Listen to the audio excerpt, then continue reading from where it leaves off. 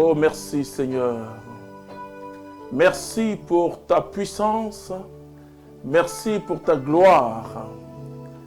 On veut louer le Seigneur ensemble en invoquant le Saint-Esprit pour ce jour béni du samedi. Et nous finissons aujourd'hui, en ce samedi 30 juin, notre cheminement sur le combat spirituel. Mais tu dois savoir que le mardi, nous avons une grande synthèse et nous allons prier surtout mardi pour chacun d'entre vous. Donc soyez connectés et soyez aussi sur Divin Amour TV parce que nous allons partager avec eux cette expérience. Il y aura aussi des radios catholiques et nous allons vivre un temps. Vous, les internautes, vous pouvez faire venir vos questionnaires et vos questions, nous allons répondre par la grâce de Dieu. Donc, vous pouvez déjà poser certaines questions et croire que Dieu va te répondre à travers ma pauvre personne. Parce que je le dis toujours et je le dis, que c'est la connaissance qui donne le succès. C'est-à-dire, quand on n'a pas la connaissance, il dit, mon peuple périt par manque de connaissance. Quand tu as la connaissance, tu as le succès. Alléluia. Alors, on chante ensemble. Tu loues le Seigneur. Esprit de Dieu, tu es là, présent parmi nous. Esprit de Dieu, Esprit de Dieu, tu es là, présent parmi nous. Esprit de Dieu, Esprit de Dieu, tu es là, présent parmi nous. Esprit de Dieu, Esprit de Dieu, que Dieu te bénisse. Je vous salue dans le précieux nom de notre Seigneur Jésus-Christ. Nous sommes toujours dans notre cheminement sur le combat spirituel. Avec Paul, je proclame que nous n'avons pas à lutter contre la chair et le sang, mais contre les puissants de ténèbres, contre les principautés. Et c'est vrai que beaucoup de personnes parlent des âmes défensives et des âmes offensives. Mais je dis toujours que l'âme la plus puissante, c'est l'âme de l'amour. Quand Jésus nous dit, et comme je le répétais tout à l'heure, quand il nous dit ceci, quand il nous aimez vos ennemis, et certaines personnes disent, mais comment on peut aimer son ennemi? Oui, pour ne pas entrer dans le jeu du diable. Quand vous n'aimez pas, et comme le dit, et je vais lire, j'aime beaucoup Saint Jean quand il parle de l'amour. Et si tu veux comprendre, il faut vraiment lire Saint Jean. Il dit, or voici le message que nous avons entendu de lui. Et que nous vous annonçons, Dieu est lumière, en lui, point de ténèbres. Si nous disons que nous sommes en communion avec lui, alors que nous marchons dans les ténèbres, nous mentons, nous ne faisons pas la vérité. Mais si nous marchons dans la lumière comme il est lui-même dans la lumière, nous sommes en communion les uns avec les autres. Et le sang de Jésus, son Fils, nous purifie de tout péché. C'est très important ce qu'il dit. Parce que quand tu ne marches pas dans la lumière, c'est que tu marches dans les ténèbres. Et il dira, puisque les ténèbres s'en vont et que la véritable lumière brille déjà, celui qui prétend être dans la lumière, tout en haïssant son frère, là je suis un premier épître de Saint Jean, chapitre 2, là je suis au verset 9. Celui qui prétend être dans la lumière, tout en haïssant son frère, est encore dans les ténèbres. Celui qui aime son frère demeure dans la lumière.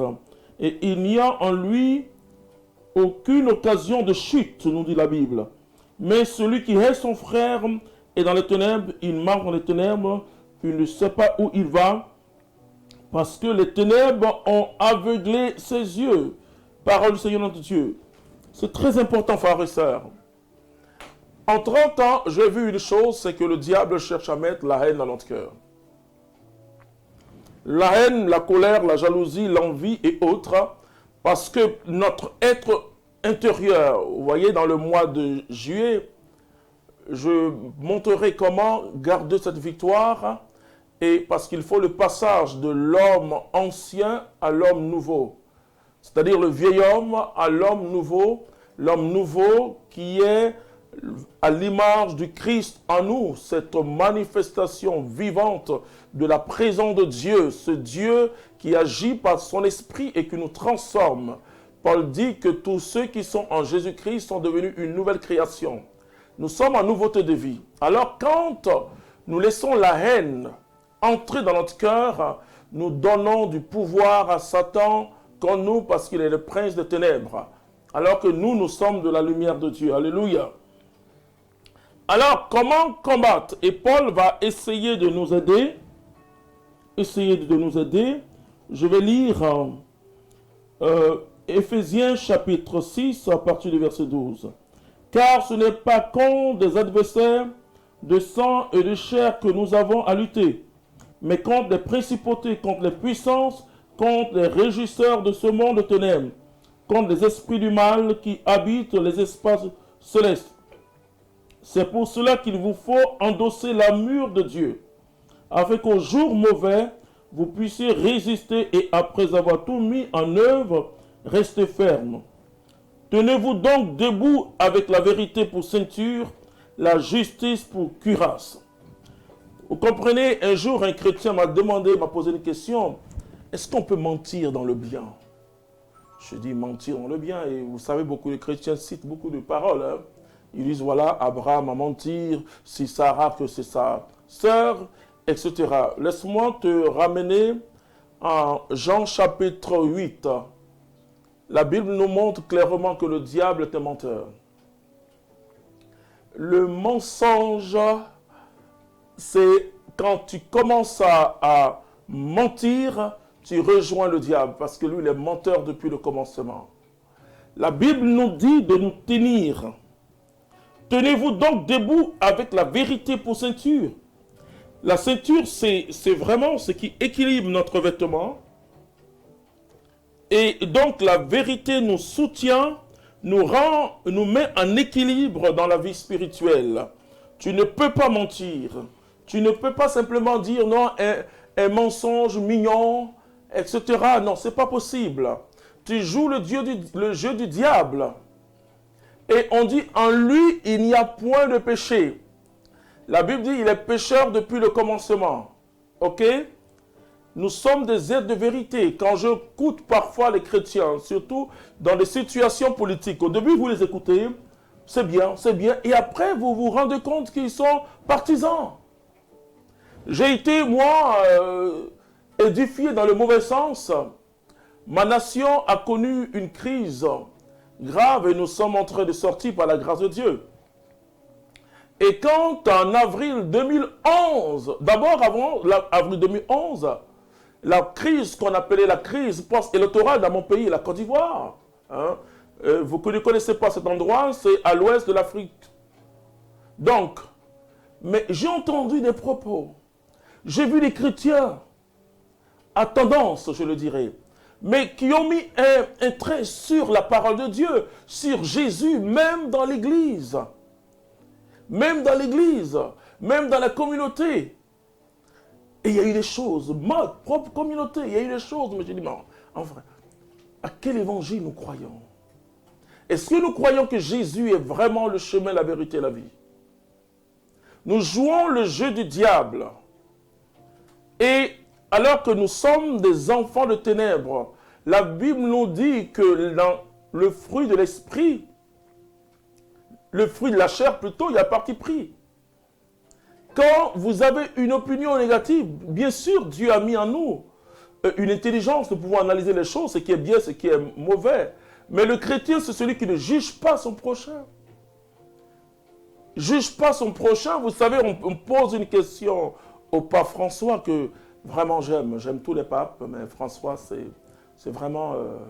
parce qu'il prêche l'évangile de la miséricorde. Vous voyez, beaucoup de gens préfèrent montrer Dieu comme un grand juge, un Dieu qui nous attend au retour. Faites, vis ta vie et je vais t'attendre au retour. Non, Dieu Son regard sur le pécheur, c'est un regard de pardon.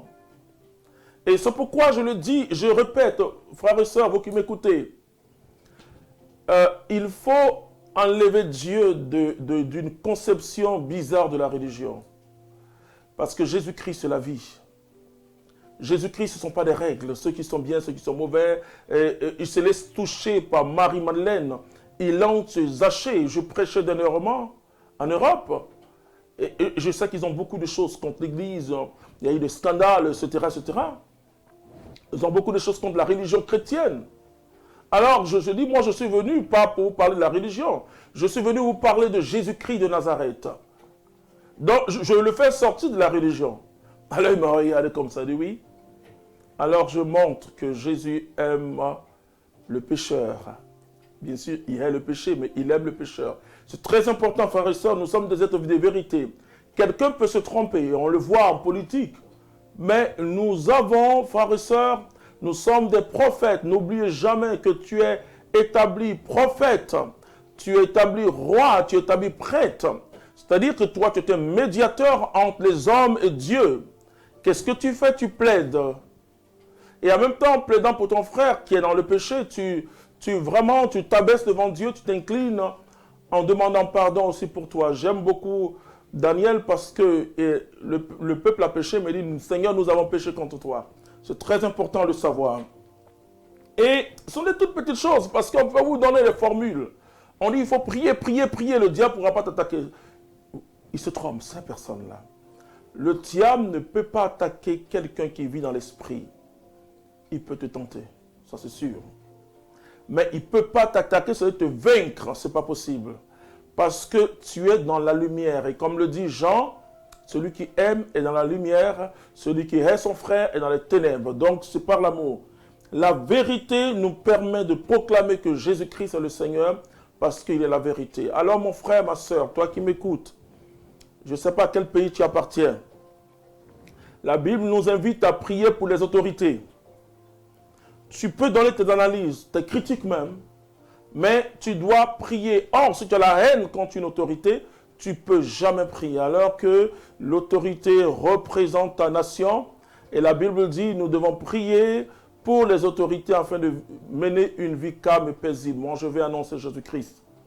Quand je me tiens dans un pays, d'abord, avant de partir, je prie pour les autorités. Moi, je prie pour les autorités politiques, les autorités religieuses, les autorités militaires, etc., les autorités coutumières. Je prie pour que je puisse annoncer Jésus-Christ. Vous comprenez, quand il y a la guerre, est-ce qu'on peut annoncer Jésus-Christ? Nous devons prier, frères et sœurs, et nous bénissons le Seigneur pour le rapprochement entre Trump et le président nord-coréen. Nous avons prié pour ça. Il faut continuer à prier pour que les populations de ce monde puissent vivre dans le calme. Regardez en Syrie, il faut prier. C'est le diable qui est la destruction. La guerre vient du diable. Amen. Donc, nous devons avoir, nous tenir debout, avoir la vérité pour ceinture, la justice pour cuirasse. La justice pour cuirasse. Un jour, on pose la question, qu'est-ce que la justice de Dieu? Je dis, la justice de Dieu, c'est sa miséricorde. Oh là là. Non, mais la justice, oui, la justice, c'est la miséricorde. Jésus dit, si votre justice ne dépasse pas celle des pharisiens, hein, vous ne pourrez pas entrer dans le royaume. La justice, selon les hommes, si je dois donner à quelqu'un qui mérite, si je dois donner 1000 francs CFA, c'est-à-dire à peu près 1,05 €, ok, ça marche. Et la personne va accueillir, elle va me dire même parfois merci, voilà, comme si ce n'était pas son droit. Mais si au lieu de donner 1000 francs, je donne 2000, à peu près 3 €, alors la personne dit, mais je ne mérite pas ça. Oui, c'est la miséricorde. Nous ne méritons pas la bonté de Dieu.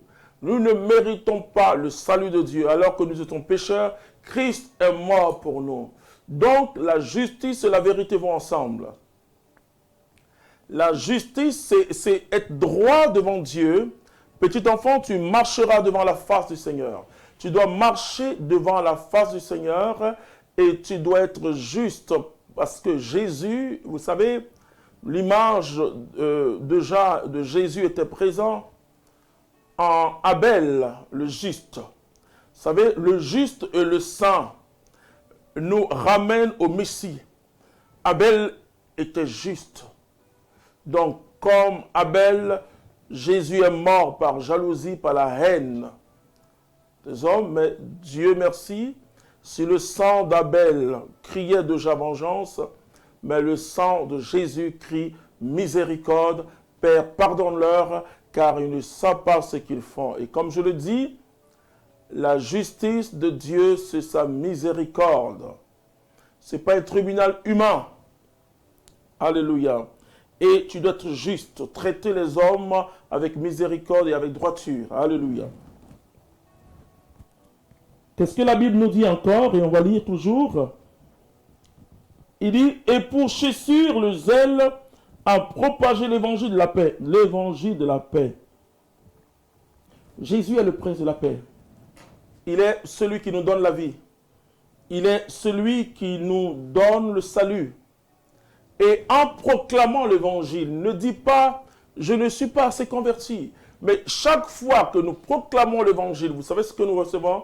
Une onction supérieure. Au fur et à mesure que nous proclamons, toi chrétien qui n'as pas encore commencé à annoncer Jésus-Christ, commence à annoncer. Quand vous annoncez l'évangile, votre foi se fortifie parce que la Bible dit, la foi vient de ce qu'on entend. Et ce qu'on entend vient de la parole de Dieu. Quand vous annoncez l'évangile, les choses deviennent claires devant vous. Le royaume se présente à vous. Alléluia. Et donc, nous devons propager l'évangile. C'est-à-dire marcher avec la chaussure, c'est ce qui nous sauve contre les épines, nous protège. Le pied est un lieu sensible de notre être. C'est par le feu qu'on attrape froid souvent. Donc, et quand nous proclamons l'évangile de Jésus-Christ, nous sommes assurés, nous sommes protégés. Cela est très important, frère. Et nous devons proclamer avec beaucoup de zèle. Ensuite, il dit ceci, qui est très important pour toi et pour moi.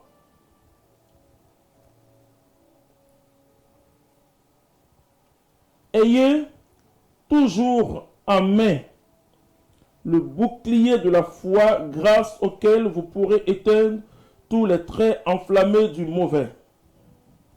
Vous savez, pourquoi Paul parle de bouclier de la foi et que vous pourrez éteindre le feu? Le bouclier, c'est ce qui nous défend, vous voyez, se protège. Et il dit la foi. Et vous pourrez éteindre les flèches enflammées de l'ennemi. Parce que qu'est-ce qu'il fait? Il nous donne des idées, et surtout dans nos moments de faiblesse, ou quand nous sommes très fatigués, quand nous sommes malades, quand nous avons un besoin essentiel, il nous donne des idées. Il lance comme des flèches dans notre esprit. Le diable ne peut pas lire nos pensées, mais il peut les contrôler si celui qui les injecte dans notre esprit.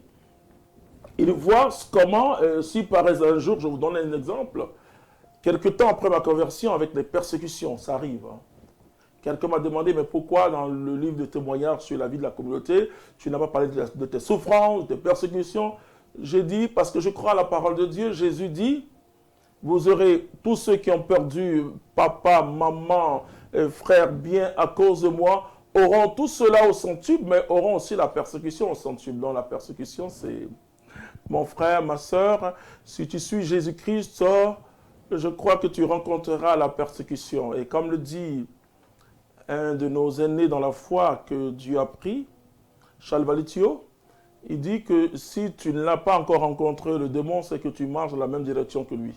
Donc, si tu n'as pas encore rencontré la persécution, c'est que tu ne prêches pas l'évangile de vérité. Mais il faut une persécution due à l'évangile, pas une persécution due à ton mauvais comportement. Là, ce n'est pas une persécution, ce n'est même pas une croix. Voilà, c'est une sanction. La croix du chrétien, c'est sa souffrance pour l'évangile. Voilà. Et son zèle a continué à proclamer cet évangile de Jésus-Christ. Donc, la foi est très importante. Parce que la foi nous permet de tenir Paul parle de l'endurance et de la constance. Vous voyez, Jésus-Christ, ce n'est pas le Père Noël. Même si Jésus est né le 25, c'est-à-dire c'est une date qu'on donne pour fêter la nativité, mais que ça coïncide, je ne sais pas où, avec cette fête de Père Noël, etc. Jésus est celui qui nous sauve. Il n'est pas un distributeur de gâteaux. Il est simplement quelqu'un qui se met à notre service et qui nous sauve pleinement. Et donc, quelle que soit l'onction qui est sur toi, tu peux avoir des difficultés. Jésus n'a jamais dit que nous n'aurons pas de difficultés, mais il dit « Je serai avec vous tous les jours ». Ce qui est important, c'est la présence de Jésus. Et ce qui est important, ce ne sont pas les difficultés, ce ne sont pas les problèmes que tu traverses. Ce qui est important, c'est de savoir si Jésus est encore dans ta barque. Alléluia. Mais laisse-moi te dire qu'il est encore dans ta barque, toi qui traverses les difficultés. Seulement dis-lui, Seigneur, agis. Et il va agir. Le diable nous donne des idées. Comme des flèches enflammées, il nous donne des mauvaises pensées. C'est pourquoi je dis aux chrétiens qui se proclament charismatiques, ou chrétiens charismatiques, et que c'est vrai que le démon peut être dans le corps, tout ce que vous voulez, mais je dis que nous devons combattre le diable à partir de notre vie dans l'esprit, et nous devons combattre ses œuvres. Et nous ne devons rien avoir avec les œuvres de ténèbres. C'est très important, c'est ça. Ensuite, il dit, donc, grâce auquel vous pourrez éteindre tous les traits enflammés du mauvais. Enfin, recevez le casque du salut et le glaive de l'esprit. Le casque du salut et le glaive de l'esprit. C'est-à-dire la parole de Dieu. C'est très important. Vous savez, l'assurance de son salut est quelque chose de très important. Si tu n'as pas encore fait l'expérience du salut de Jésus-Christ, je t'invite maintenant à répéter avec moi cette parole simple. Tu vas dire, Seigneur Jésus, je t'ouvre mon cœur, entre dans ma vie, sois mon sauveur et communique-moi l'assurance de mon salut. Amen. C'est très important le salut. Nous sommes sauvés, frères et sœurs. Nous sommes déjà dans le bonheur. Nous sommes déjà dans la plénitude de vie de Dieu. Il dit, le royaume de Dieu est au milieu de vous. Il n'est pas ailleurs. Il est là. Pendant que tu m'entends, il est là à côté de toi. Refusez de croire que vous êtes malheureux. Un jour, j'étais là, parce qu'il y a la persécution, donc je reviens sur ça, et j'étais triste. Alors l'Esprit de Dieu, à Dieu sur la gloire, me dit, mais quand tu es triste, quelqu'un est heureux. Je dis, comment ça? Il me dit, quand tu es triste, le diable est heureux. Ah, je me suis comme réveillé et je commençais à louer le Seigneur. Depuis ce jour, j'ai dit aux frères, si vous me voyez triste, priez pour ma délivrance. Nous sommes des êtres de joie, parce que sauvés par Jésus-Christ. Et Paul dit, réjouissez-vous chaque jour dans le Seigneur. C'est très important de se réjouir dans le Seigneur. Quand nous nous réjouissons, le diable pleure. Mais quand tu pleures, lui, il rit. Alors Paul parle de la parole de Dieu qui est comme une épée. Si tu ne connais pas la parole de Dieu, si tu ne lis pas la parole de Dieu, si tu ne pries pas à partir de la parole de Dieu, si tu ne prêches pas à partir de la parole de Dieu, l'Esprit Saint ne peut pas être en mouvement en toi.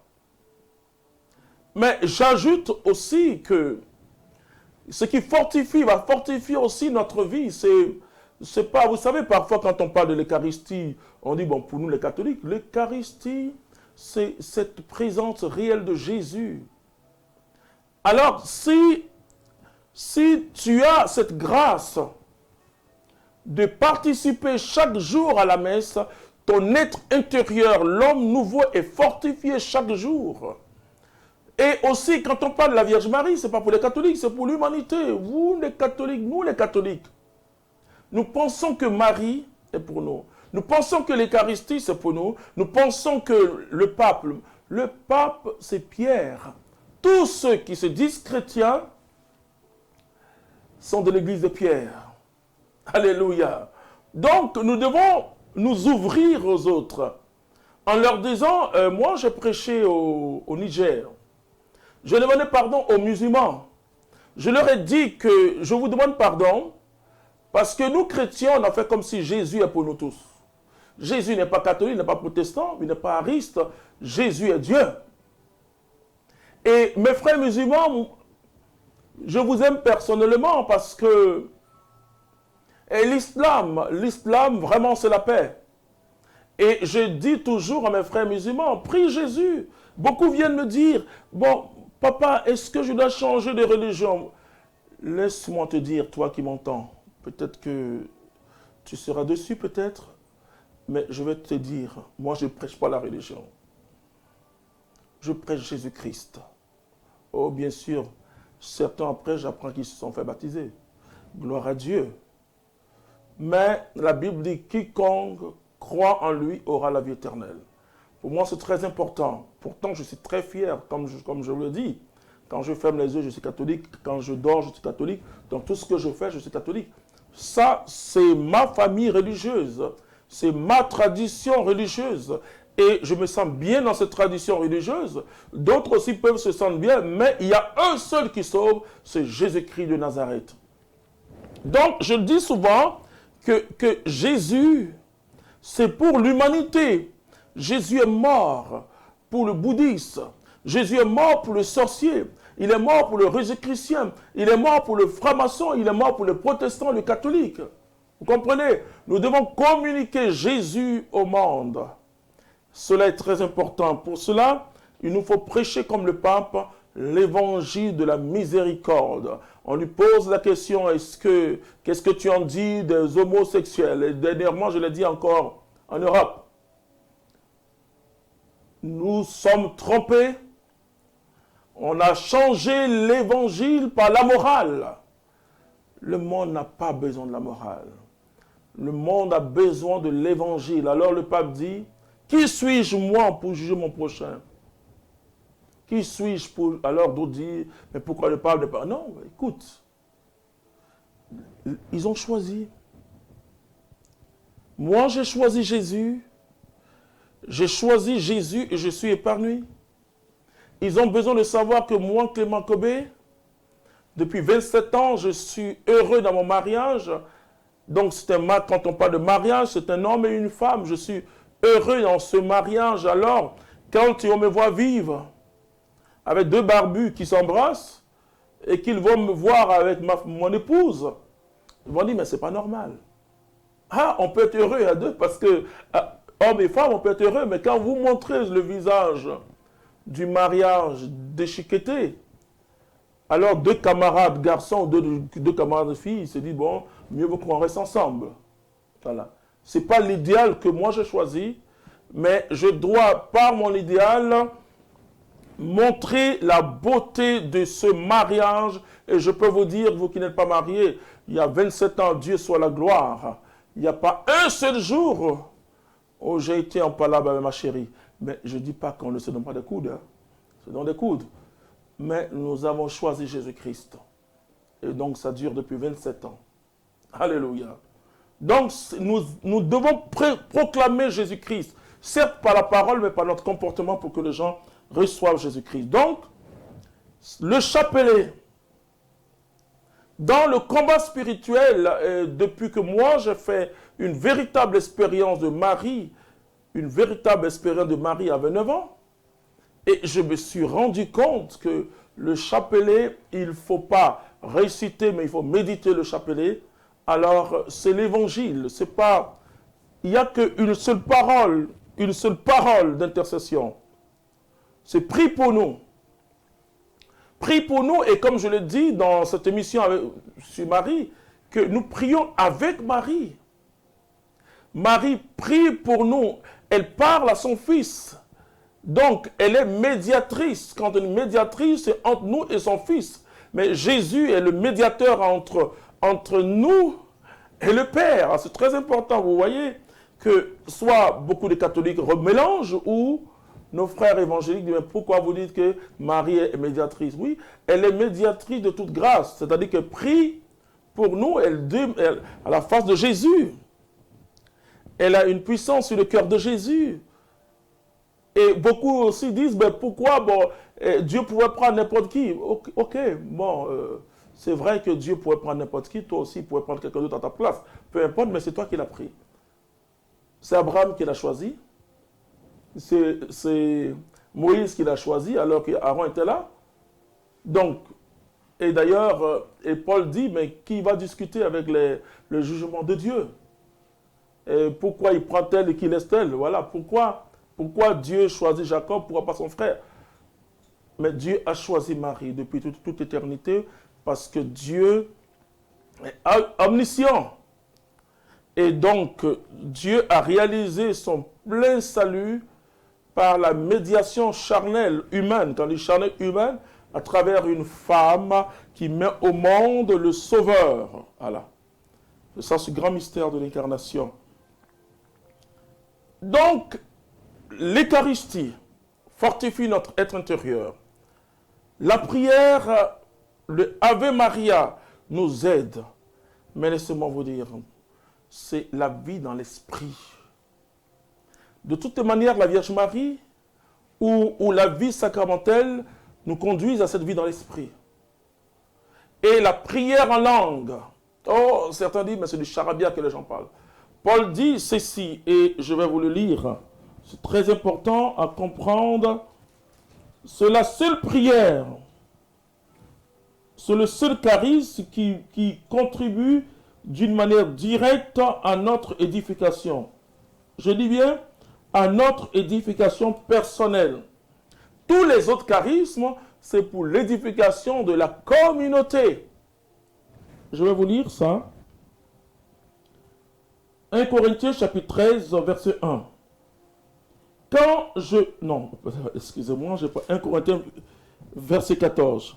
Cherchez la charité. Vous voyez, j'ai parlé de la charité. Cherchez la charité, aspirez au don spirituel. Il faut voir son don charismatique. Surtout à celui de la prophétie. Car celui qui parle en langue ne parle pas aux hommes, mais à Dieu. Personne en effet ne comprend. Il dit en esprit des choses mystérieuses. Celui qui prophétise au contraire parle aux hommes. Il édifie, exhorte, réconforte. Celui qui parle en langue s'édifie lui-même. C'est très important la prière en langue. Qu'est-ce que ça veut dire s'édifier lui-même?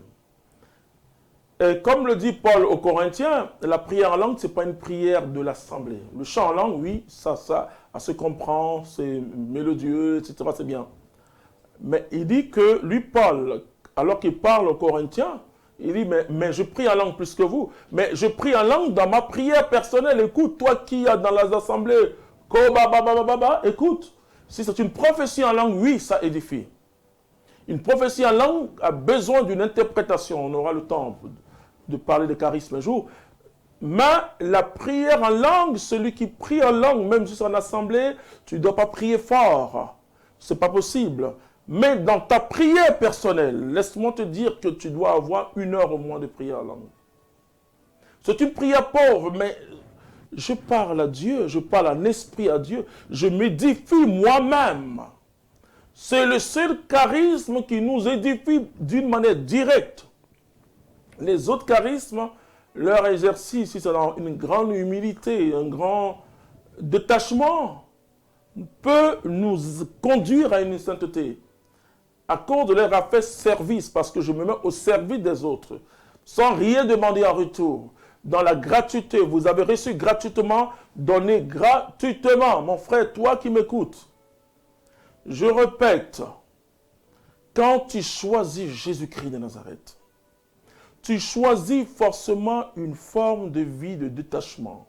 Or, certains vont dire, c'est pas normal. Et Dieu pourvoira tes besoins, mais Dieu pourvoit tes besoins pour que toi, en tant que chrétien, en tant que disciple, tu puisses peut-être aider. Mais il y a aussi dans la vie chrétienne un sacrifice.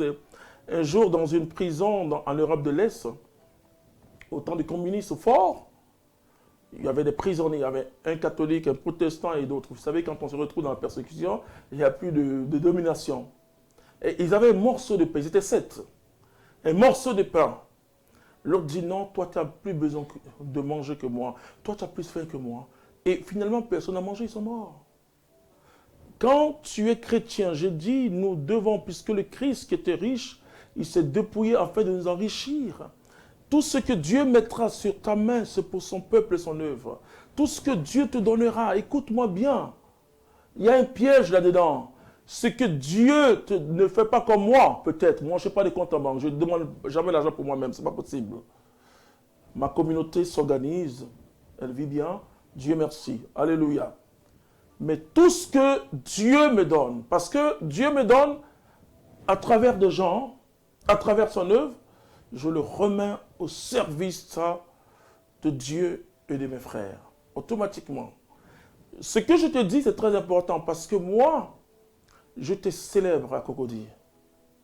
Chaque week-end, j'avais 200 000 francs. Et avant la dévaluation, je vivais, comme on dit, j'étais un gazeur. Cocody, pour vous qui nous écoutez, qui nous suivez, c'est le quartier chic de la capitale économique de la Côte d'Ivoire, qui est Abidjan. Alors, j'ai compris quand j'ai rencontré Jésus-Christ. Quand tu me vois, je ne suis pas malheureux, je suis très heureux. Et comme le dit l'apôtre Paul, Dieu comble tous mes besoins. Tous mes besoins, ça je peux te le dire. Tous mes besoins, et il bénit mon épouse, il bénit ma femme. Mais je vais te dire qu'il y a un piège quand tu t'appropries l'argent que Dieu te donne. Quand les gens font une offrande, écoute-moi bien, ce n'est pas à cause de ta tête, mais c'est parce qu'ils voient en toi un serviteur qui travaille. Alors remets ça rapidement au service de Dieu.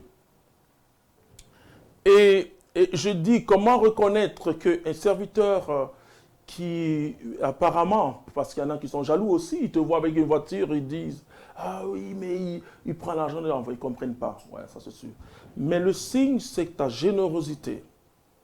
Le signe, c'est que ce que toi tu enseignes, effectivement, il faut enseigner, je l'insiste. Et avec l'archevêque d'Abidjan, je lui dis que comment se fait-il que nous, les chrétiens francophones, on a un problème avec l'offrande. Mon fils Mathias Marie était au Ghana, dans une petite paroisse. Ils ont fait leur fête de charité. 3 milliards de francs CFA. 3 milliards de francs CFA, ça fait au moins 1,3 million francs d'euros. Comment une toute petite église, mais je peux vous le dire pour que vous qui êtes paroissiens de la cathédrale nous concerne nous tous, à Abidjan, le père Aquadan, il m'a dit, frère, aide-nous à faire notre fête de charité pour 25e anniversaire. Il a dit que 25 millions. Est-ce qu'on peut réparer la paroisse avec ça, la cathédrale avec ça? Nous avons un problème et c'est le diable qui fait. Parce que ce qui manque aux chrétiens catholiques, c'est la compréhension de l'offrande. L'offrande commence par d'abord le fait que Jésus s'est donné. L'offrande, c'est moi aussi je me donne à Jésus. Si je me donne à Jésus, et je donne aussi à Jésus ce qu'il me donne. Parce que c'est pas, en fait de compte, ce qu'on dit aux gens, puisque tu donnes à Dieu. Non, c'est Dieu qui te donne la semence. C'est Dieu qui met entre nos mains la semence. Et quand tu sèmes, ne mange pas tout, ne mange pas le noyau. Alléluia. Et dans les actes des apôtres, quelle était la force des apôtres? C'est qu'ils mettaient tout ensemble. Nous qui vivons à Maisonnée, c'est exactement ce qu'on fait. On met tout ensemble, ce n'est pas une histoire de dîmes, c'est une histoire, il y a des professeurs, il y a des médecins, on fait tout ce qu'on veut, on met tout ensemble et on vit, on est heureux. Selon la vocation de chacun, les familles calculent, oui, et puis on voit pour que la personne ait quelque chose toujours pour faire la charité. Et ça dure depuis 30 ans. Alléluia. C'est très important, mon frère, ma soeur, c'est très important ces choses-là. Parce que le diable nous aveugle sur la charité. Il nous aveugle et je vois les églises, je vous félicite, vous mes frères évangéliques, hein, je vois les églises catholiques toujours qui sont en chantier, et surtout en Afrique, alors que nous avons le plus grand nombre de chrétiens. Alors ça aussi, c'est un combat spirituel. Il faut prier et il faut prier. Et donc Marie prie pour nous elle demande à Jésus et Jésus transmet ça devant le trône de Dieu. Alléluia. Donc, dans le combat spirituel, si nous n'avons pas les armes nécessaires, si nous ne savons pas qu'il faut jeûner, le jeûne nous aide aussi dans la prière. Mais le jeûne, laisse-moi te dire, si quelqu'un t'enseignait un jour, on te dit que si tu dois te marier, il faut jeûner, c'est très méchant ce que la personne te dit. Un jour, je rencontre une jeune fille, assez maigre, enfin, vraiment, le mot c'est maigre. Et alors, elle commence à me dire qu'elle jeûne 3 fois par semaine, etc. Elle prie beaucoup. Vous savez, j'étais devenu tout petit devant elle. Elle continue, oui, vraiment. Donc, je me disais que comme la communauté a les âmes consacrées, elle venait me dire, oui, je suis venu parce que je veux entrer à la communauté pour être sœur. Et puis elle me dit, je suis venu pour que tu pries pour moi, pour que je me marie. Oh, oh, oh. J'ai ri d'abord. Elle s'est bien posé la question, est-ce que c'est vraiment le Clément Kobé dont on lit les spirituels? Je dis, ah, vous voulez vous marier? Elle dit, oui, je veux me marier. Elle veut même pleurer. Je dis, attends, non, ne pleurez pas. Écoutez, les moniales ne se marient pas. Les moniales, puisque depuis 6 heures du matin, tu vas à l'église, tu fais la messe et tu pries jusqu'à 18 heures. Mais les moniales ne se marient pas. Et puis regarde, jeune me mange un peu, grossit un peu. Elle m'a regardé, elle s'est dit, mais est-ce que c'est vraiment Clément Kobé?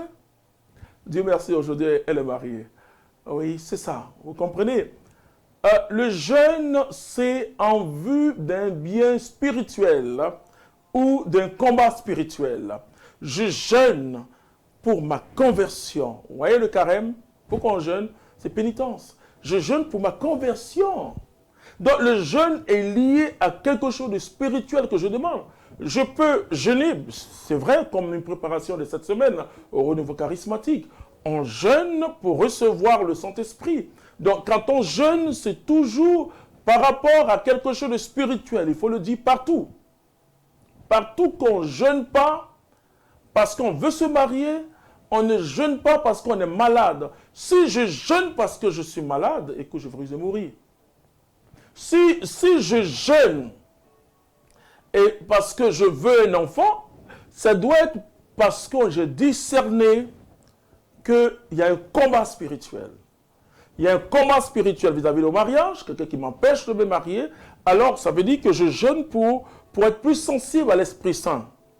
Comme Daniel qui a jeûné pendant 21 jours, et l'Écriture nous dit, et c'est l'archange Michel intervenu, pour donner la victoire à Israël, pour que la réponse qui tardait à descendre de la part du Seigneur, descende. Voilà. Donc c'est par rapport à quelque chose de spirituel. Et quand il y a un obstacle, même quand je demande quelque chose de matériel, qu'il y a un obstacle spirituel, alors je jeûne. Mais imaginez, vous, un enfant qui vient vers sa maman pour dire, « Maman, je veux un cahier à l'école. » Et puis sa maman lui dit, « Ce midi, ne mange pas. Et puis je vais te donner ce cahier. » Ne faites pas de mon Dieu un Dieu méchant. Le jeûne, je m'humilie. Je fais pénitence. Par exemple, quand nous sommes tombés quand on tombe dans les péchés de bassesse, vraiment, excusez-moi, les péchés de bassesse, et même si on va se confesser, il faut jeûner encore pour demander à Dieu une purification. Parce que ce que les chrétiens oublient, le péché sexuel, Paul dit tout autre péché que l'on commet est extérieur à son corps. Le péché sexuel noircit ton être intérieur. Et c'est pourquoi dans l'église catholique, il y a certains péchés qu'on dit c'est l'évêque seul qui peut te donner le pardon. Voilà. De la part du Seigneur, bien sûr, à cause de son intercession qui est une intercession plus grande que pour moi. Très important. Certains ont aussi dit, mais pourquoi aller se confesser devant un homme? Vous voyez, n'écoutez pas le diable. Parce que souvent, nous voulons, oui Seigneur, j'ai péché, je suis le péché sexuel, oui Seigneur, j'ai déconné. Mais quand je vais me confesser, c'est une démarche de conversion. C'est une démarche de conversion, je le dis, le lieu où on trouve les saints, c'est au confessionnal. Contrairement à ce que les gens pensent.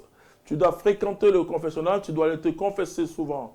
Sauf si tu dis que tu es saint. Or, dans la vie chrétienne, si tu ne vois plus ton péché, c'est que le péché t'engloutit. Voilà, parce que si quelque chose t'engloutit, tu ne vois plus. Donc, ça devient ton monde naturel et ton monde normal. Alors que le péché est une tache sur ton vêtement intérieur. Et quand cette tache, elle est là, il ne faut pas laisser d'autres taches s'entasser. Va plonger dans le sang de Jésus à travers la confession sacramentelle.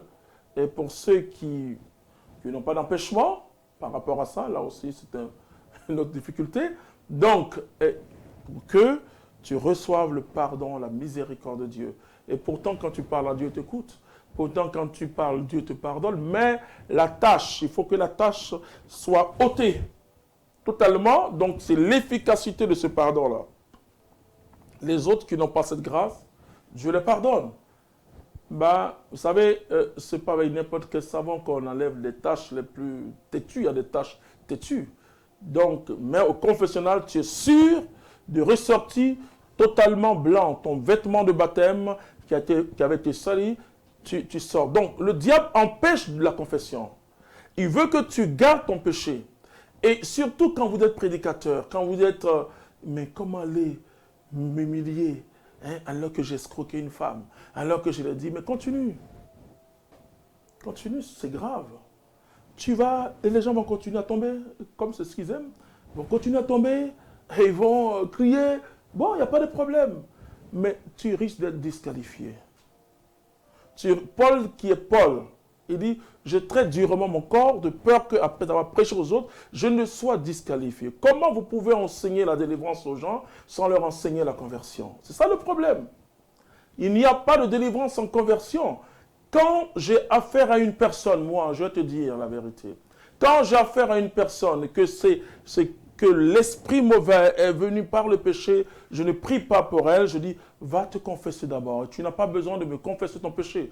Nous n'avons pas le droit de dire à quelqu'un, dis-moi ce que tu as fait. Même un prêtre au confessionnal ne doit pas poser ce genre de questions. Dis tout, il faut dire tout, dis et dis encore. Même si tu sens dans l'esprit que la personne n'a pas tout dit. C'est vraiment, elle est libre. Hein? Parce que c'est ce qu'on appelle le fort interne. Voilà. Voilà. Donc, tout ce qu'on peut faire, c'est sur le fort externe, la personne communautaire et ton engagement. Tu n'as pas fait telle chose, tu n'as pas fait telle chose. Mais par rapport au péché, on touche le fort interne. Voilà. Donc, la personne va se confesser. Quand elle revient, alors je peux prier pour elle. C'est très important. Et le diable empêche les gens de se confesser. Il dit, mais le prêtre vers qui tu vas, c'est un pécheur, c'est comme toi. Le prêtre n'agit pas à son propre nom. C'est une médiation qu'il fait. Il intercède pour toi et pour moi, pour que mon péché soit pardonné totalement. Et quand, même si tu le connaissais, dernièrement je dis à une personne, va voir telle personne, parce que c'était, je ne pouvais pas, c'était dans une condition difficile, je dis, écoute, attrape ce prêtre qui est là, il est là maintenant, je le connais, non mais vas-y. Pour que la personne aille plonger dans cette piscine de miséricorde. C'est très important, le diable joue dessus. Moi, ce que je peux vous dire, je suis catholique, purement catholique. Mais ce que je suis en train de vous enseigner sur l'Eucharistie, sur la Vierge Marie, sur le pape, dans la confession, je dis, j'invite tout chrétien, quelle que soit ta dénomination, renseigne-toi, prie, mets-toi en genoux devant Jésus-Christ, tu verras. Parce que le diable joue sur l'ignorance. Vous savez que quand on commet un péché, on a honte de dire. Je disais à quelqu'un, mais si tu as honte, si tu n'as pas honte de Dieu, mais pourquoi tu as honte des hommes? Alors, en allant vers un homme, je m'humilie. Je m'humilie et je dois invoquer le Saint-Esprit pour aller à la confession. Et je m'humilie, je deviens tout petit entre les mains de Dieu. Dieu qui me nettoie et qui souffle sur moi, qui me purifie et la vie revient en moi. Si tu ne te confesses pas, tu es mort. Et le diable va jouer sur ta vie. L'image la plus belle, pour m'arrêter là pour prier pour vous, l'image la plus belle, c'est quand je vois deux prêtres qui se confessent.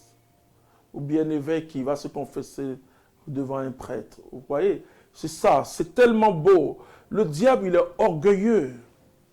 Il est orgueilleux, comme je te l'ai dit, il est orgueilleux. Et si tu n'as pas une vie intérieure, si tu n'as pas... l'humilité, c'est la vertu la plus difficile, laisse-moi te le dire. Mais c'est la vertu qui nous défend. L'humilité est comme une clôture. Une clôture, ou si tu veux aussi un parapluie ou un paratonnerre, un parasoleil. L'humilité te couvre. L'humilité te protège contre les attaques de l'ennemi. Et tout ce qui peut t'aider à être humble. Parfois, quand tu es humilié, dis merci à Dieu. Parce que l'humilité, la grande humilité, vient par les humiliations. Estimez les autres supérieurs à vous. Ayez le même sentiment qui était dans le cœur de Jésus. Et donc, le mois de juillet, ce sera un mois assez important pour demeurer dans la victoire grâce à l'Esprit Saint. Nous passerons de vieil homme parce que à l'homme nouveau, si tu restes dans ton ancienne nature, Paul dit tout m'est permis, mais tout m'est pas utile.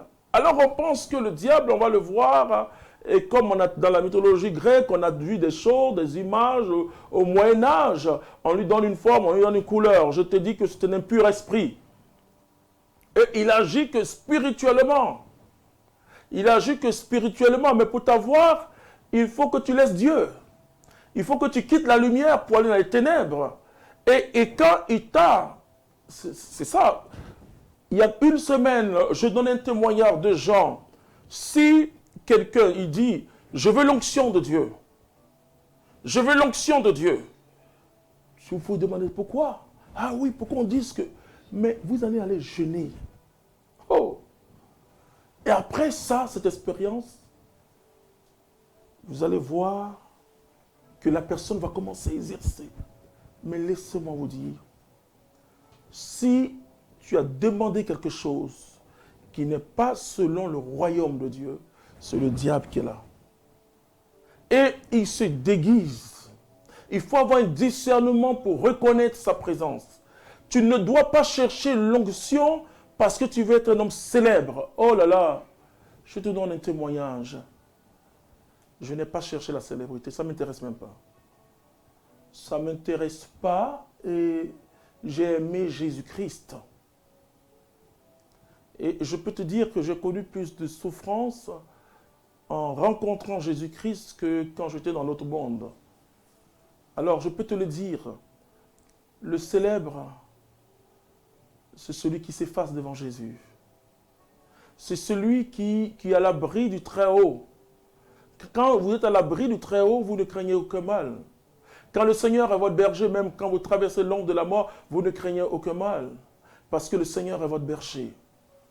Tu dois t'attacher au Seigneur. Toi qui es chrétien, je demande que tu vraiment demandes à Saint-Esprit, mais c'est pour servir. Pour servir les plus petits. Comment tu reçois, comment tu ressens, qui tu accueilles, qui tu veux accueillir. Ah, je veux que telle personne qui a l'argent. Vous voyez qu'aujourd'hui, nous sommes dans la grande séduction du démon. La grande séduction du démon parce que il nous faut réhabiliter le service de Dieu. Il nous faut servir Jésus-Christ d'une manière gratuite. Il nous faut servir Jésus avec une loyauté de l'esprit. Être fidèle si tu crois au royaume de Dieu. Si tu crois que Jésus est ton sauveur et ton Seigneur. Fuis tout ce qui a tendance à t'élever. Tout ce qui a tendance à t'élever. Et donc, quand tu vis une humiliation et que tu souffres, vous savez ce que je fais? Je vous dis quand même. Je dis merci Seigneur parce que si je souffre, c'est que je suis encore orgueilleux. Il te faut un accompagnateur. La génération actuelle n'a pas d'accompagnateur. Il te faut un mentor, pas un gourou. Attention, le mentor, c'est l'accompagnateur.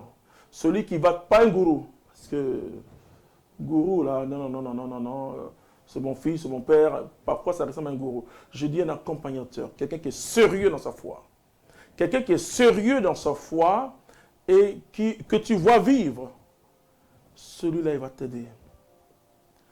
J'ai été aidé par le renouveau charismatique. J'ai été discerné par mon groupe de prière. du renouveau charismatique, discerné par le bureau interditionnel du renouveau charismatique, discerné par le bureau national du renouveau charismatique, discerné par l'aumônier qui était Alter, le Père Alter, Père son âme. Comprends? Il y a des étapes de mort. Si tu n'es pas mort en toi, tu peux être vivant dans le Seigneur. Et le diable sait. Il sait si tu vis pour toi-même, tu peux commencer une vie dans l'esprit. Parce que la génération aujourd'hui, oh, cette génération montante que je vous admire, mais cherchez à avoir des véritables mentors. Cherchez les aînés. Vous voyez? Et je salue, parce qu'il faut aussi parfois profiter de ces genres de choses. Je salue mes fils. Je salue mes fils qui ont compris. Hein. Je parle surtout de mon fils Abraham Marie, qui rassemble du monde. Bon, les autres, les Matthias Marie, bon, ils sont peut-être contraints de faire ce que je leur dis de faire. Mais je salue tous ces fils, Marcel Blé, qui ont compris qu'il faut s'appuyer sur Dieu et les aînés. Parce que le chemin est long. Le chemin est long et il vous faut forcément quelqu'un qui peut vous dire fais ou ne fais pas. Fais ou ne fais pas. Si je n'avais pas l'église catholique avec moi, les protestants voulaient que je sois pasteur. Ils disent une telle onction, l'église catholique ne peut pas accepter. Oh, c'est vrai que je serais à Chibi Bishop. Hein. Vous savez, je serais à Bishop, un jet privé. Oui. Mais j'aime mon église. Parce que dans l'église catholique, ce n'est pas l'homme de Dieu qui fait l'église. Le pape Jean-Paul II, avec tout ce temps-là, est mort. Et l'église continue. C'est l'église qui fait l'homme de Dieu. Et donc, la soumission à l'église, la soumission aux anciens, et le père Abeka ne cesse de le dire. Voici quelqu'un qui a souffert. Le père Abeka, c'est un prêtre ivoirien du diocèse d'Abidjan, pour ceux qui nous suivent d'ailleurs, qui est aujourd'hui l'exorciste du diocèse. Il est passé par toutes les tribulations possibles. Et il m'a accompagné, il a accompagné notre communauté. Il faut chercher, surtout ceux qui veulent servir le Seigneur, chercher des personnes qui ont fait les preuves dans l'Église catholique, qui ont fait les preuves dans la fidélité, malgré les souffrances, et qui ont épousé Jésus-Christ, et qui ont épousé cette tradition apostolique, qui fait que Paul, qui déchire ses vêtements, alors que les gens veulent prendre Paul pour Dieu, il dit, moi je suis pécheur comme vous. Cela est très important. Il dit, mais qui est Apollos? Qui est Paul? Nous tous, nous prêchons Jésus-Christ. Il nous faut revenir à l'évangile. Parce que on peut croire qu'on sert Dieu. On peut croire qu'on prie même. Moi, j'ai vu des gens prier puis être dépressifs. Tout simplement. Entrer dans une large, grande dépression. Parce que ces personnes ne sont pas accompagnées. Toi qui cherches véritablement Dieu, toi qui penses que le démon est sur toi et en toi, laisse-moi te dire, laisse Jésus-Christ entrer en toi. Ce qui est plus important, ce n'est pas de savoir si le démon t'a attaqué ou pas. Ce qui est plus important, c'est de savoir si Jésus-Christ est toujours dans ta barque. Si Jésus-Christ est dans ta barque, quel que soit ce que tu traverses. Il n'a pas dit qu'on va pas traverser les difficultés. Mais il dit, je serai avec vous tous les jours jusqu'à la fin du monde. Alors, le diable veut donner une autre façon de voir l'évangile. On dit, oui, tout va bien. C'est bien, je suis d'accord. Tout doit aller bien spirituellement. Mais, qui on a choisi? On a choisi Jésus. Ce qu'ils ont fait au bois vert, ils le feront au bois sec. Et moi, je dis, je suis un bois pourri. Même pas sec, quand c'est pourri. Alors, sache une chose, nous serons encore le mardi pour une très grande émission. Tu pourras poser toutes sortes de questions. Nous serons en direct, et non seulement nous serons en direct sur les Facebook de Évangélisation Vous en donner plus, nous serons en direct aussi sur Divin Amour TV. Que le Seigneur te bénisse. Je vais prier pour toi, que sa grâce et sa puissance agissent. Ce mois de juin est un mois important et je salue mes amis, mes fils de la Côte d'Ivoire. Je vous dis encore de prier ce samedi, encore, que ce mois de juin, qui a fait tant de mal, passe rapidement. Et que le mois de juillet soit un mois de croissance pour toi et pour moi. On va prier. Que la grâce de Dieu, Père, se manifeste en chacun. Je crois en ta puissance. Je prends autorité contre tout ce qui obscurcit l'intelligence de mes frères et de mes sœurs. Tu es la vérité, ta parole est vérité. Seigneur, à qui irions-nous? Tu as les paroles de vie. Souffle dans notre esprit. Ôte le voile obscur et revêtis-nous de l'homme nouveau. Que nous puissions marcher dans la sainteté. Père, nous proclamons que Satan est vaincu. Nous proclamons que celui qui est en nous est plus fort que celui qui est au dehors. C'est pourquoi, Père, tous les frères et sœurs qui traversent des moments d'oppression, de tribulation démoniaque, Père, au nom de Jésus-Christ, nous prenons autorité et nous brisons l'emprise du diable. Nous le chassons au nom de Jésus-Christ de Nazareth. Père, nous plongeons chacun dans le sang de Jésus, son esprit, âme et corps, et que tous nous soyons sanctifiés au nom de Jésus-Christ. Père, je te dis merci éternellement. Amen. Mon frère, ma soeur, donc nous nous retrouvons mardi. Mardi, ce ne sera pas à 12h GMT. Non, mardi, ce sera à 11h. Donc, heure de Paris, nous serons à 13h. 13h de Paris, donc 11h de GMT de Côte d'Ivoire, de Sénégal, de Gabon. Non, pas de Gabon. Du Togo, du Burkina Faso. Et nous allons conclure. Donc, mardi 3, nous nous trouvons. Que Dieu te bénisse. Je t'aime. Jésus t'aime encore plus. Alléluia. Amen. Ok.